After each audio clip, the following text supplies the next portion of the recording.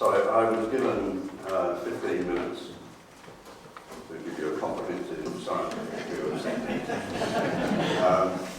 As a result, I've decided to entitle this Enhanced Capacities to Experience, Interact, Anticipate, Choose and Survive.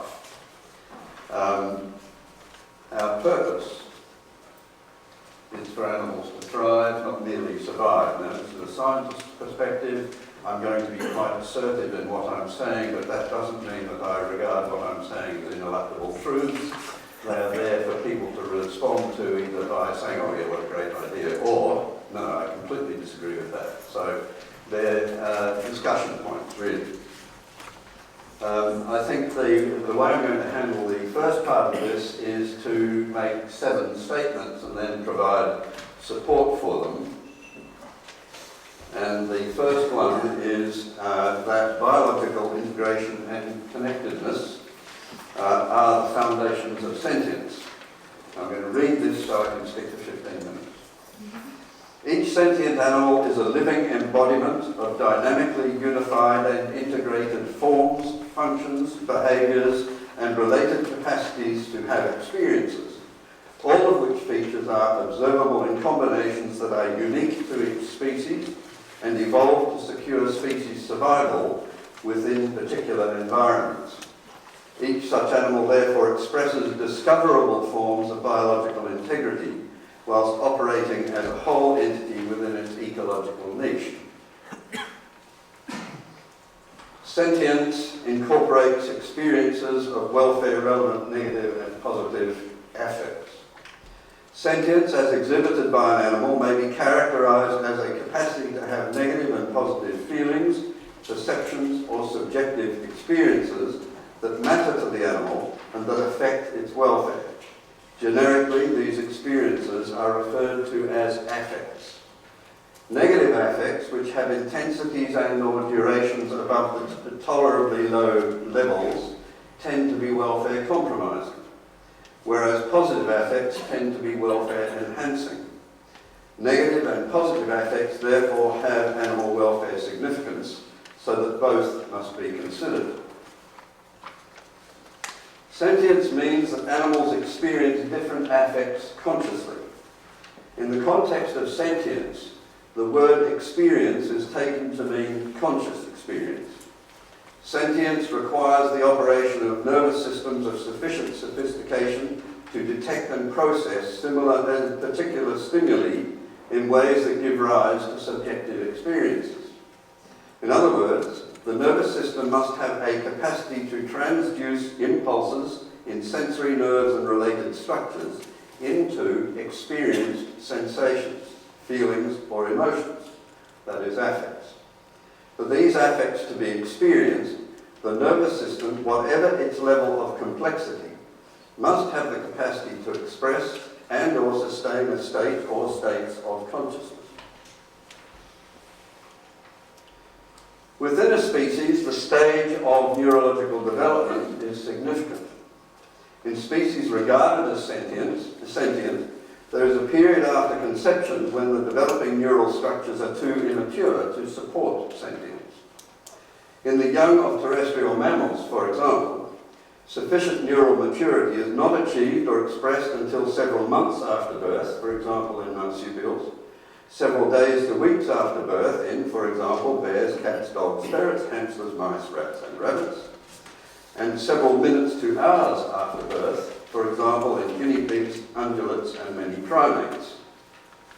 Achievement of the sentience milestone coincides with the time when these young first leave the maternal pouch or the protective den, nest or other enclosure, or when immediately after birth outdoors, the young first enter the relatively unprotected external environment.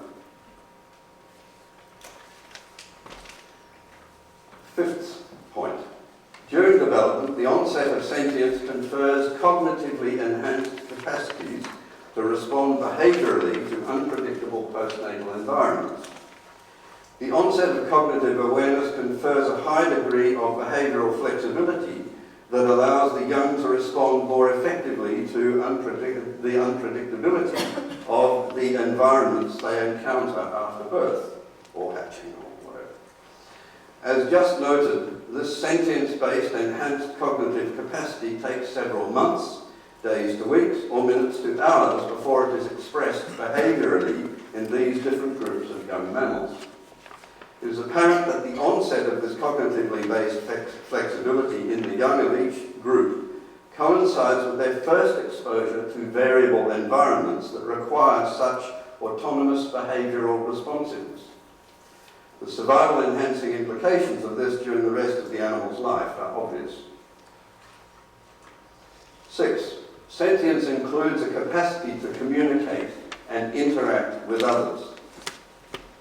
Animals' ability to communicate or otherwise interact within their own species or with other species, including human beings, is an expression of their sense. One or more of these familiar senses may exhibit an exaggerated capacity. This enables the affected species to successfully engage with what would otherwise be insurmountable challenges posed by their ecological niche.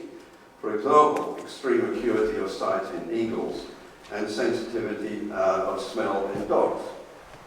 Other species exhibit unique sensory modalities. For example, the generation and detection of ultrasonic echolocation in, for example, whales, the detection of weak electromagnetic fields emanating from prey, for example, in sharks. Notice I'm not just sticking to mammals. You thought I was initially, I think. Or an exquisite sensitivity to airborne chemicals, for example, in the forked tongues of reptiles. 7. The 5 domains model integrates sentience into animal welfare assessment.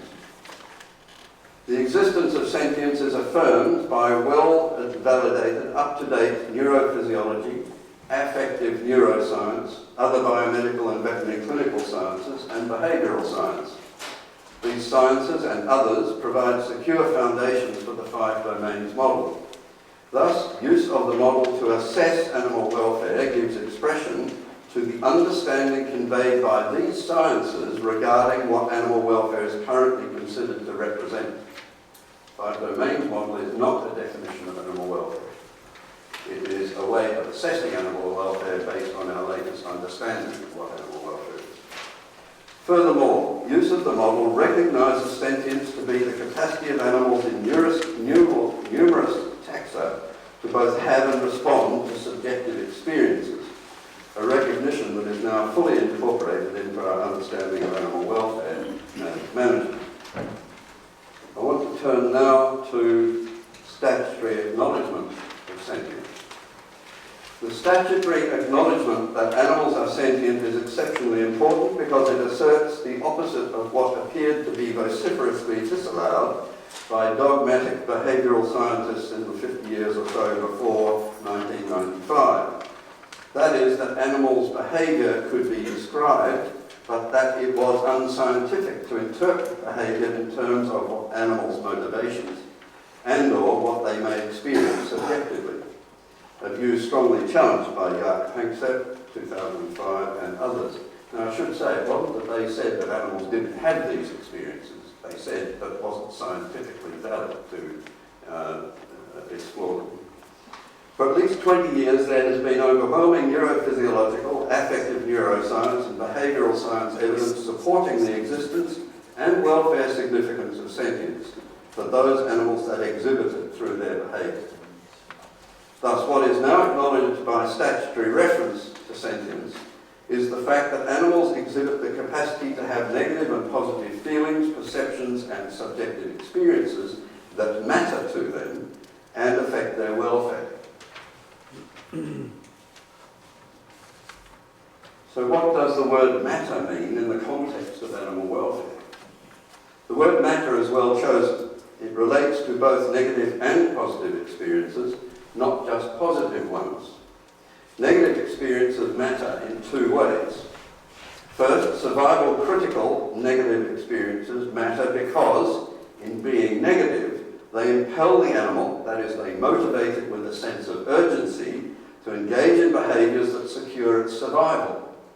For example, breathlessness for breathing, thirst for drinking, hunger for eating, pain for escape from or avoidance of injury, and a whole lot of other Second, negative experiences are of two main types. That is, survival critical ones, the ones I've just mentioned, breathlessness, thirst, hunger, pain, and others, and situation-related ones, that is, anxiety, fear, frustration, loneliness, and the like. Both of them matter, that is, they are of concern when the intensity and or duration of their unpleasantness, aversiveness or noxiousness exceeds tolerably low levels. Positive experiences also matter in two ways. First, quite simply because they are pleasurable. Second, because when an animal anticipates them, participates in generating them, and then recalls them after the event, positive feelings, emotions or subjective perceptions enhance the overall hedonic experience that animals may have in ways that may improve their quality of life. Phylogenetically, which animals are sentient? I'm hedging my bets here.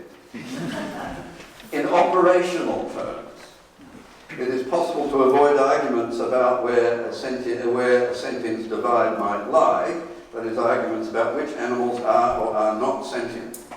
This may be done by conservatively including in statutes only those animals whose sentience may be assessed with some, asserted with some confidence. Now we're going to hear about a precautionary principle which might be suggesting the reverse. I'm not sure. I'm waiting to hear that. For example, the New Zealand Animal Welfare Act 1999 plus amendments, in common with other statutes, is definitive yet open-ended and includes reference to developmental stages. In terms of definition, which will sound very familiar to you, any live member of the animal kingdom that is a vertebrate or that is an octopus, squid, crab, lobster or crayfish, including freshwater crayfish. The capacity to modify this list is allowed for because the Governor-General, by order in Council, may specify particular additional animals to be included for the purposes of the Act. So we decide today that we've got a great long list and we can convince the Governor-General or convince the Parliament of New Zealand, then it could be expanded. Inclusion of developmental stages is also dealt with because it includes any mammalian fetus or any avian or reptilian pre-hatched young, that is, in the last half of its period of gestational development, plus marsupial pouch young. And the alert among you will actually, when I talk about the onset of sentience or cognitive capacities being postnatal, we'll see that there are other views on that. And then exclusions are the developmental stages before the ones I just mentioned.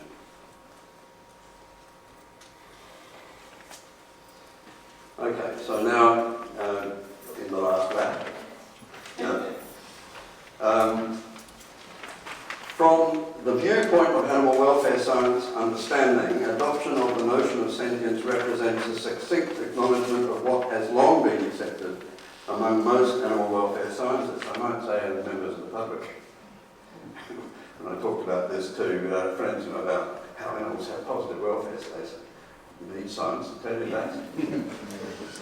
It does not take us further than our current understanding, nor does it indicate that further emphasis should be, that future emphasis should take different directions from the latest ones that have already been well canvassed by animal welfare scientists and the organisers and members of this gathering. But this statutory recognition does represent an important guideline for public understanding, especially with regard to improving empathetic interactions of people with animals. Now, I really wish I'd had a chance to talk to Mike Radcliffe before writing that. But of course, this is a scientist's perspective and not a legal perspective, which I found really interesting. Okay. So, then, completing this, there are seven other questions that I think we're going to be considering and that have been canvassed already. Phylogenetically, is there a sentience divide? Is such a divide arbitrary or coherent? What criteria would make the discrimination coherent? Then, Should we consider a sliding scale of degrees of sentience? What criteria would provide a coherent basis for such scaling? And should we assign a confidence factor for each conclusion? Now, I must say that I lean more to these sorts of area of a sliding scale, but unfortunately I won't be around to participate in discussions on that. And then finally,